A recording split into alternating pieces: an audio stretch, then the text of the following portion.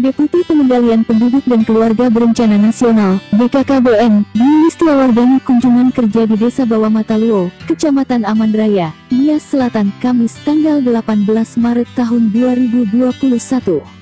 Ibu Dwi Listiawardani mengatakan bahwa pertumbuhan anak tidak hanya dilihat dari berat badan, tetapi juga tinggi. Pasalnya, tinggi badan merupakan salah satu faktor yang menandai stunting dan menjadi penanda apakah nutrisi anak sudah tercukupi atau belum. Salah satu model konvergensi atau keterpaduan penanganan stunting saat ini karena ada kerjasama lintas sektor, seluruhnya harus terpadu di Kampung KB, mulai dari level pemerintah desa dengan menyatukan program-program sasaran pada anak stunting, keluarga stunting. Apabila telah diketahui dan harus fokus untuk diarahkan ke sana. Selain itu, Ibu Dwi Listiawardani menjelaskan tentang penerapan model kelas ibu hamil untuk pemetaan risiko dengan menghindari kondisi 4 terlalu tua, terlalu muda, terlalu banyak dan terlalu rapat jarak kelahiran agar tidak terjadi stunting pada anak. Artinya, jangan terlalu muda untuk hamil dan melahirkan supaya ibunya sehat dan anaknya juga lahir dengan sehat. Jangan terlalu tua karena bahaya bagi ibu dan juga bagi anak. Jangan terlalu banyak jumlah anak karena kriteria kemampuan mengasuh dan membesarkan anak mengingat keterbatasan ekonomi serta perhatian. Jangan terlalu rapat atau dekat kelahiran anak paling cepat 3 tahun jaraknya agar ibunya berkesempatan mengasihi ASI sampai 2 tahun. Oleh karena itu harus ada KB pasca bersalin. Sementara dalam perubahan nomenklatur Kampung Keluarga Berencana menjadi Kampung Keluarga Berkualitas, Ibu Dwi Listiawardani menyampaikan bahwa berdasarkan hasil evaluasi penyesuaian agar semua dinas dapat bersama-sama memberi perhatian. Kampung Berencana telah dievaluasi penyesuaian karena sebelumnya Kampung Berencana seolah-olah hanya ikut KB pada anak saja, tetapi sekarang telah diubah menjadi kampung berkualitas sehingga fokus pada keluarga yang berkualitas, maka konvergensi dari semua dinas yang ada dapat menyambung secara bersama-sama memberi perhatian keluarga. Untuk lebih jelasnya berikut laporan reporter media infonias.com. Nah, setelah kita lakukan evaluasi, ternyata kita harus melakukan penyesuaian.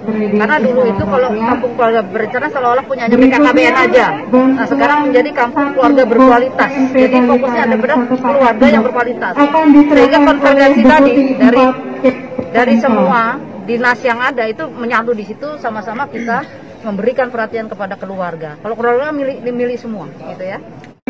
Itu yang tadi saya bilang, karena contohnya ya, ternyata anak-anak stunting itu banyak lahir dari ibu-ibu yang usia terlalu muda.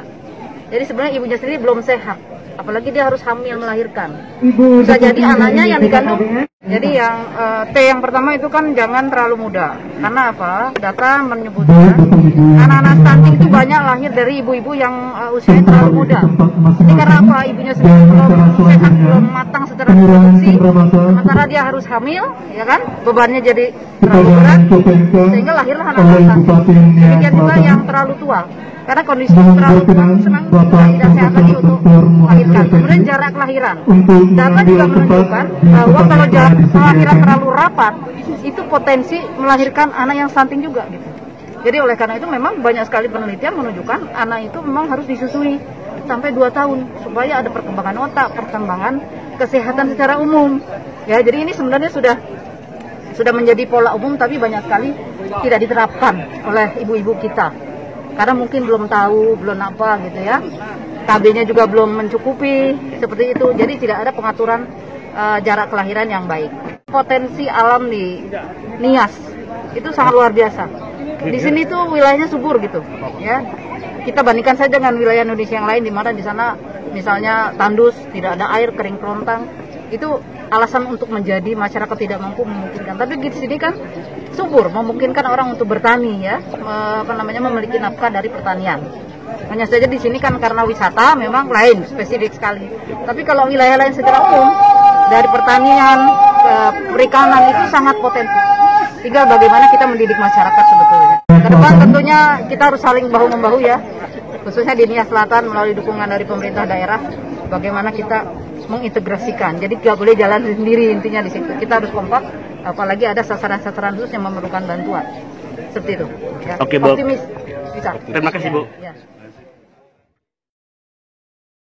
Pada kesempatan tersebut, pemerintah Kabupaten Nias Selatan melalui Sekda, Bapak Ikhtiar Duha menyampaikan ucapan terima kasih atas kedatangan dan kunjungan kerja Pak Menteri beserta rombongan di daerah Kabupaten Nias Selatan, Provinsi Sumatera Utara. Seperti yang disampaikan oleh Pak Bupati tadi, artinya kita berterima kasih lah kunjungan Pak Menko PMK beserta seluruh rombongan di Nias Selatan, terutama melihat dari dekat apa yang disampaikan oleh Pak Menko tadi, bagaimana kerjasama ada di lapangan, apakah ini sesuai dengan apa yang diterima oleh pusat selama ini.